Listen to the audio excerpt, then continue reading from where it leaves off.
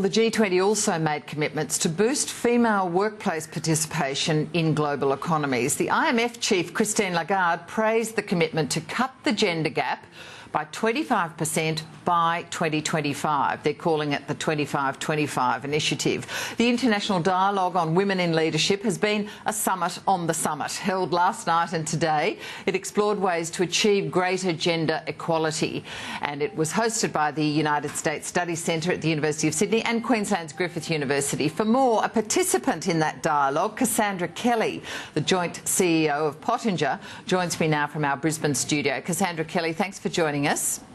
Thank you very much for having me. Now, the 25% reduction in the gap between men and women's participation in the workforce by 2025, do you think that initiative, I mean, what does it really mean, and can it be achieved? Yeah, look, like everything, we're talking about a diverse range of countries with a diverse set of issues, so it means different things to different countries. Canada's probably rejoicing. They've only got about a 7% gap.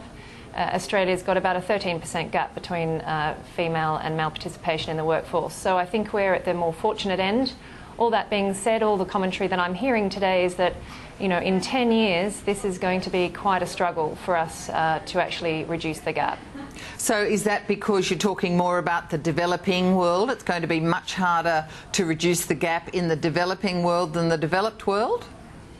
I think perhaps the scarier discussion that we were having today is that even in our world, where we're only looking at a 13% variance, that people feel that right here at home in Australia that this is going to be quite a task, and this is going to require really substantial transformation. Okay, so transformation, were there any solutions put to this? Because I imagine a lot of the discussions today were no doubt about creating more equitable kind of pathways for women to go into executive leadership, women in politics.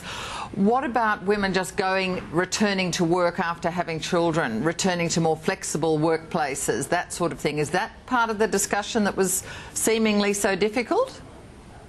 Absolutely, and I think that was what was so pleasing about the last day and a half, is that discussions absolutely focused on some of the solutions rather than just on the talk. There was very much a sentiment in the room that people were tired of all the talk and that they wanted to see the plan and the action forward. All that being said, if we already had the plan, we would be doing it and know exactly how to get there. So I think some of the ways that we talked about I guess there were sort of a couple of buckets. One was really the environment. The environment has to be right, be it regulatory, legal, the cultural environment, the environment that enables transformation in the workplace has to be right. We have to tackle issues such as domestic violence, which are a significant inhibitor of participation. We also talked about the importance of targets, and that we set them, that we measure them, and that there are consequences for those that don't follow them, which may well mean that senior remuneration is actually impacted negatively if targets aren't reached. And importantly, and this is for me... Yeah, just before you get on to importantly, so hold that thought. By targets, are you saying quotas? It's a great discussion. We could have this as a whole separate discussion. Today, of course, the word quotas and targets were brought up, and I think it was the general consensus from the government is that we're not going to talk quotas in Australia, we're going to talk targets. At the end of the day, sometimes it's semantic, sometimes it's very different. I think what was agreed is we need targets. They actually need to be quite hard targets. They need to be ones that you can set, you can state what they are, you can measure them, and then, as I said, very importantly, that there are consequences. Okay, so what was the important bit for you that you were going to say?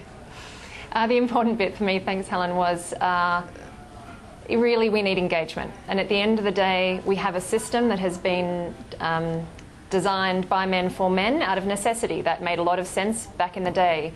And we are now looking to transform an entire work design culture to one that is suitable for both modern men and modern women. And if we want to see the change, we must engage not only the people at the top, because the fish rots from the head, but also the men. So I think for me that's the all-important point. And if you want, I've got a wild card for you. Yeah, go ahead. I guess the one thing I'm hearing about, and I would love to do some more research into this, but we hear about pay equity and we hear about the gap. And I've got to assume that women don't just turn up to work because they enjoy it. I think women turn up to work because, like men, they may have to pay down mortgages, they have to buy groceries, they have to pay education. So if that's the case, maybe if we close the pay equity gap, we may see rather quickly that the participation of women in the workforce increases. Exactly. I wouldn't call that a wild card. I mean, you would call that common sense, wouldn't you? You would hope so, but I haven't heard anyone really talking about it. Cassandra, what I guess you're talking about is up to now we've had, we've certainly had the Sex Discrimination Commissioner talking very much about and engaging her champions of change, her male champions of change. We've had the ASX trying to really push targets on companies. But it's been a little bit softly. What you're saying is that there should be, the discussion around the table today was that there needs to be punishment on companies, on leaders, if they don't get more women into the workplace or into senior levels. The word punishment wasn't used, but consequences was more comfortable, and it was. But you're absolutely right. And I think when you look at companies, CEOs and executive management are very familiar with being given targets. They're very familiar with the concept of budgets. They're very familiar with what it means when you miss a budget. You may be fired if you underperform. So this should be no different. If we care about it, we measure it. If we measure it, we tend to care about it, and I think that's what was being discussed today. I also meant that consequences for the economy too, if we miss out on this great resource of women in the workplace. Absolutely. We've seen a lot of studies done recently that show that this is the single biggest lever for economic prosperity that we've got in the world. And simply it is, as you said, common sense to include all of our workforce. I guess for me it is a little bit like recruiting from only men with first names beginning with A to M, because you just couldn't be bothered recruiting from the rest of the pile. All right. Cassandra Kelly, great discussion you no doubt had today. Thanks so much for joining us, and we'll continue it again. Thank you so much for having me.